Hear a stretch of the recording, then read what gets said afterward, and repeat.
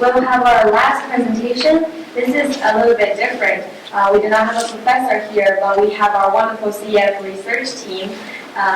If you were not here in the beginning, and I think I forgot to mention this, but I'm the Vice President of the China Economic Forum, and I'm a director for the research team, so I know how much time and effort they spent on this presentation. They're going to present on the China 2030 World report prepared by the World Bank, but they will not just be limited to that. This presentation is supposed to give you a general picture of and summarize all of the stuff that the previous speakers have touched on. So let me introduce a little bit of our research team. So there will be 3 presenters, and so the topic of their presentation is suggestions for China's optimal path to sustained growth. So the first presenter is Jing Haoyang. He is a third-year student majoring in economics and math. He has a great passion for economics, and he is determined to pursue a PhD degree in economics in the near future. He also spent his spring break reading the World Bank's China 2030 report at a beach in Florida. And the second presenter is Eric Huang. He is a sophomore studying economics and math, and he's from Shanghai, China. And last but not least, we have Luke Povolny, also a research associate at CEF. He is a junior from Appleton, Wisconsin, and he also double majors in economics and mathematics. Let's welcome all 3 of them.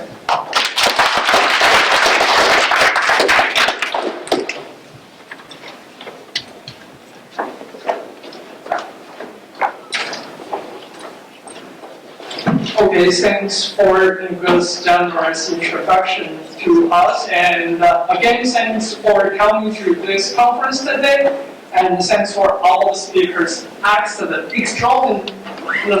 extraordinarily excellent presentations. And I'm Jing Haoyang from the research team of CEF, and my section is basically focusing on the growth or the general picture of the growth of China. And as we know, China has become the 2nd largest economy in the world, also the largest exporter and manufacturer in the world. And the growth path of China from 1978 to 2007 basically have 2 watersheds. One is 1997, and the other is 2007. The first one is the Asian financial crisis. It ended the Asian miracle, especially the Singapore, Hong Kong, China, Taiwan, China, South Korea, but it was the start of the first upgrading of industrial structure of China. Since then, Chinese government learned a lot from this financial crisis and started to build its own capital stock. And actually, the government also started the market-oriented reforms on state-owned industries. The Zhurongji government spared great efforts on economic stability, basically because the high unemployment caused by the laid-off workers during the deflation period, because the exporting industries were affected a lot. And during that time, China as an economy was labor-intensive, resources consuming, export-relying, low technology, and manufacturing-based.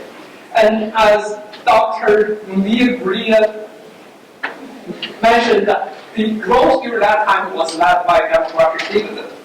And after that, the global financial crisis, China's capital stock depreciated a lot. And also there are other problems started to occur or appear frequently since then. First one is the excess and outdated capacity. And the outdated capacity is really dangerous because it can cause huge environmental problems, especially the soil pollution, air pollution. And the Chinese government did take some practical steps to prevent that, like the deconstruction of the outdated capacity and investment in solar energy and wind energy. Actually, China is the largest investor in this kind of new energy industry.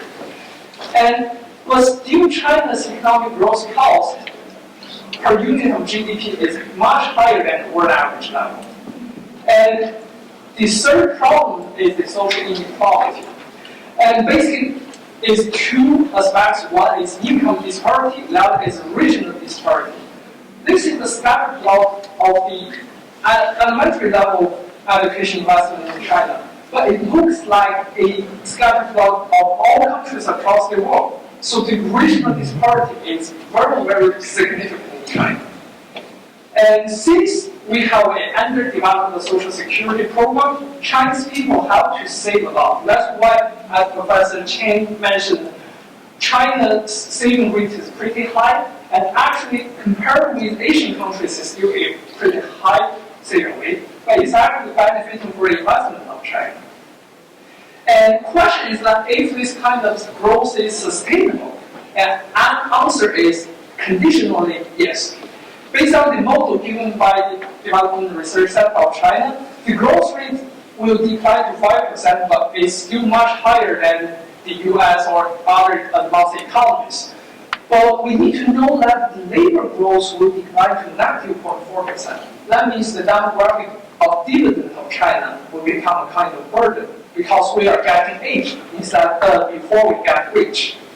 But the question is also the consumption in terms of the percentage of GDP, China is increasing, and but that's the kind of data of expectation in 2030. And last, we have we premise for sustained growth. We need a transition to total factor productivity-based growth. And there are 5 forces. First one, as I mentioned, is the aging problem. Second is the experience from other countries, the escape from the low-income trap, like South Korea, Japan, and other countries. And the third one is the prediction or evidence from the advanced economies. The long-term organic or sustainable growth need to be led by TFT-based growth instead of demographic-based. And the fourth one is the global competition. Basically, China has to keep its comparative advantage relative to other countries like India, Vietnam, these countries. And the fifth one is the increased labor cost. China's human capital actually does have a human capital stock and research base for innovation to keep this sustained growth. But question is that education as well as human capital is necessary to innovation, but not sufficient. And China still has a pretty low public spending, only 4% of this year, compared with the data of other countries, is still very low in terms of GDP. And also innovation breakthrough and research results are totally different from productivity.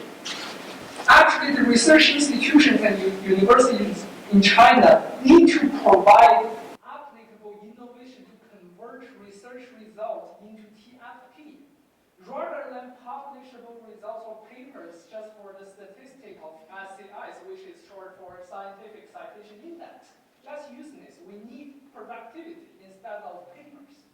And basically, that's all for my part. And let me introduce Eric Huang to give you the suggestions for China from the domestic perspective. That's all. Thank you.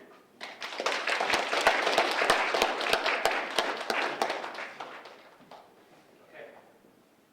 Thank you very much, Yang Jinghao, for his very excellent introduction to the big picture of the Chinese economy. And today, I'll basically, because the time is very limited, I will cut it short and talk about the most important domestic reforms that aims to build an equal, innovative, and green society in China. So currently, there are a lot of challenges to Chinese growth, to Chinese sustainable growth. One is the social inequality, and the other is the diminishing demographic dividends, which is basically due to the declining labor force, increasing labor cost, and diminishing influence of human capital. And in addition, China is also facing a huge problem in the environmental pollution and energy constraints. So based on this situation, China should put considerable efforts to deal with the cost-cutting need of very comprehensive reform. And I'll pick 3 major points The first is that if we look at the fiscal system in China, there's a very big problem. The big problem is that there's an excess disparity of China's fiscal power. That means that different local governments have very different fiscal resources, and the government spending is also very a lot across different regions, and it causes a lot of inequalities. As it can be shown on the graph, the per capita human capital, the difference of the per capita human capital is very big between the urban areas and the rural areas. And as you can see, the trend is not diminishing and actually slightly increasing as time goes on. So based on that situation, the Chinese government should make sure that the fiscal resources of local government should be based on their responsibility, based on their amount of social spending, instead of the current very separate fiscal institution. So let's change our focus to the demographic side of China. As you can see, every year, hundreds of thousands of workers move from inland rural areas to more richer coastal areas in China. And the current problem is that they face a lot of inequality in terms of the accessibility of jobs and social protection and social security. This is mainly due to the existence of a household registration system, as mentioned by the professors before, which can be called 户口 in Chinese. And to those of you who do not understand what it is, I'm basically making an analogy. For example, if you are born in Wisconsin, but you want to work in, say, San Francisco, California, then with the household registration system, it limits your access to the social security, basically pension or unemployment insurance. And if you are living or working in San Francisco, you cannot get the equal amount of social security payment from the local government, simply because you are not originated from San Francisco. And that appears to be a very big problem, as every year the huge amount of laborers migrate from inland areas to coastal areas.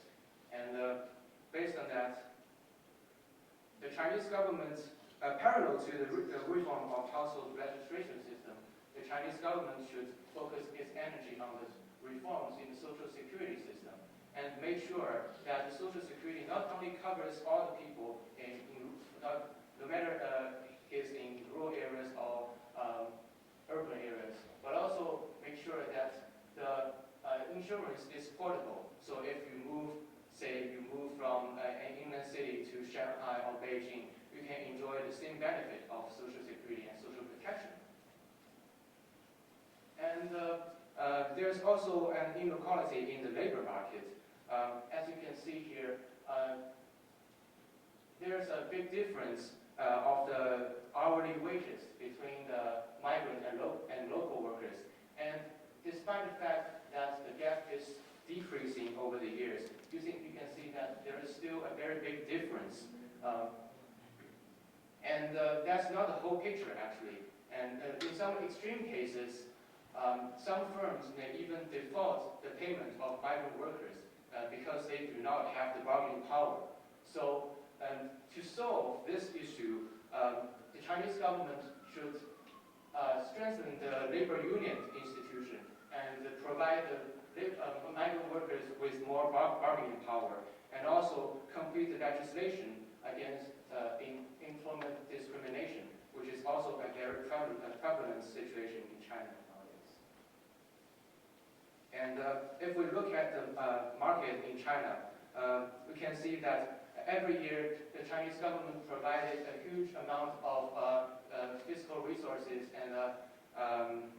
and policy support to large state-owned enterprises. And this leads to a problem of monopoly in a wide range of areas. For example, the oil industry is dominated by state-owned companies like CNPC, and the communication industry is dominated by China Mobile, and the banking industry are also dominated by a lot of state-owned banks like Bank of China. And this leads to a lot of problems as well. For example, the monopoly can lead to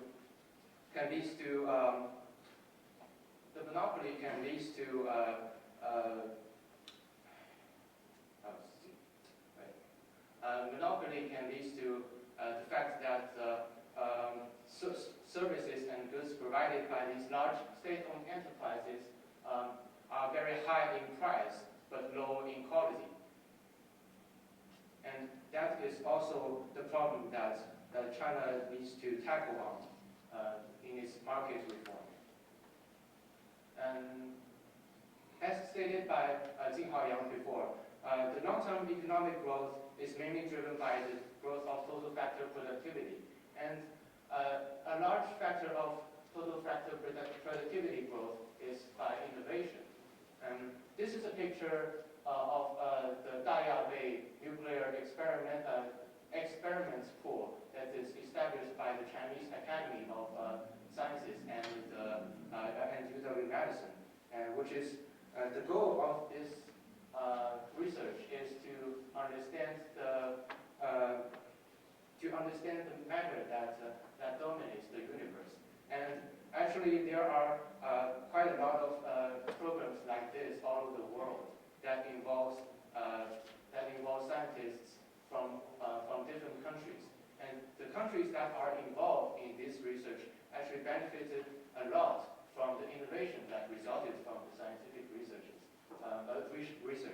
And also the innovation has led to a very dramatic increase of the total factor productivity of these countries in the history. So based on that fact, the Chinese government can also build a domestic and global research network that involves talents not only domestically but also internationally, to work together, communicate freely, and to exchange the knowledge. I'll skip that point and get to the next one. And also, as said by Jing Haoyang before, education is very necessary for the innovation. And the current university is a very important part in the education process. And the current problem with the Chinese university is that a lot of the university issues are controlled by the government, and that does not prove to be a very efficient method and needs to be reformed.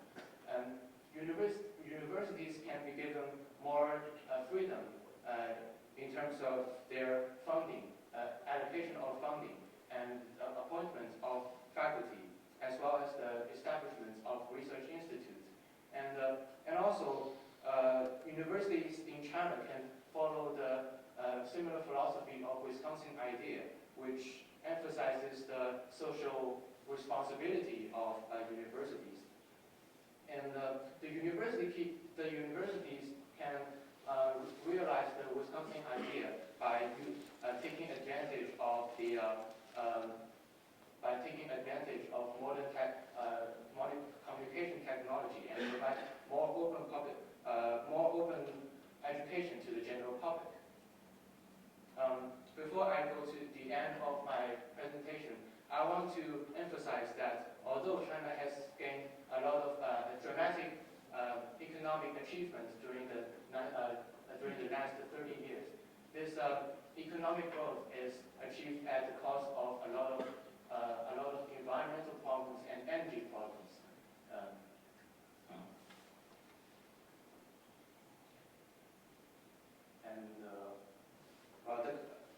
The reason why there's so much environmental problems and energy constraints in China is because the local governments do not have the incentive to develop green economy. And because currently the local government officials are evaluated by the GDP growth in the local areas instead of a lot of other aspects that are also very important, like the environment. So based on that, the Chinese central government can reform the local government institutions by setting up the clear performance indicators that evaluates green growth, so that the promotion of local officials can be related to its performance in green development. And also, the central government can adjust local tax structure in favor of property taxes, because property taxes is also positively related to the value of the land in local areas, and the value of the land is related to the environment. So, if the tax structure is adjusted in favor of property taxes, then the local governments have the incentive and momentum to improve the environment and attract more investors from other countries to invest in their local area and raise the value of the land in these places. And lastly, I want to talk about that there is also much for the government to do with the public investments. The central government can also provide a lot of fiscal resources to the innovative firms and institutions and encourage them to develop new energy and also put more energy efficient appliance into markets. And also the Chinese government can continue its process of environmental improvement in a lot of areas as well. And as you can see on the graph, the Chinese government has, if the Chinese government puts enough effort in the green development, there will be a huge amount of benefits to the long-term growth of the economy. So my conclusion is that in addition to the various reforms I talked about, there is still very much to do. There is still very much for the Chinese government to do to achieve long-term sustainable growth. And only through a very comprehensive but also consistent reform can this old nation achieve the dream of revival.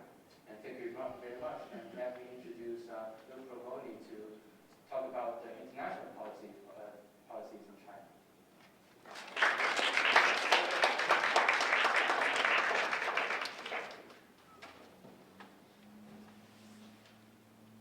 So to close out our conference today, we've got to talk a little bit about China and the rest of the world. As you can see from this graph, China is definitely a very globalized economy. Exports are a very big part of its economy compared with other countries like Japan and the U.S. And a lot of China's exports come from multinational companies that operate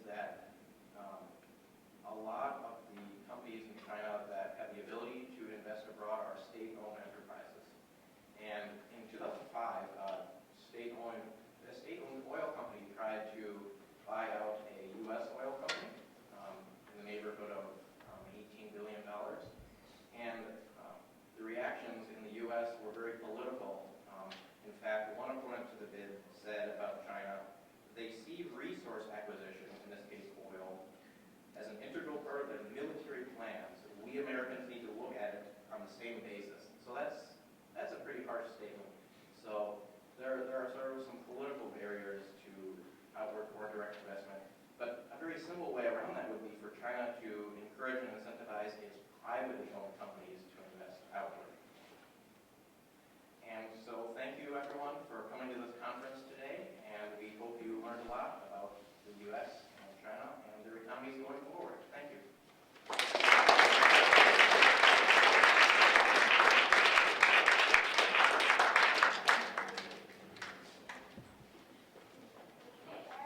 Thank you very much for staying with us for 3 hours, and I hope you learned a lot just like I did. And I want to say thank you again to all the speakers and the organizers. Feel free to stay. Oh, by the way, don't forget to fill out the evaluation forms. We want to make sure that the future events are even better than this. Well,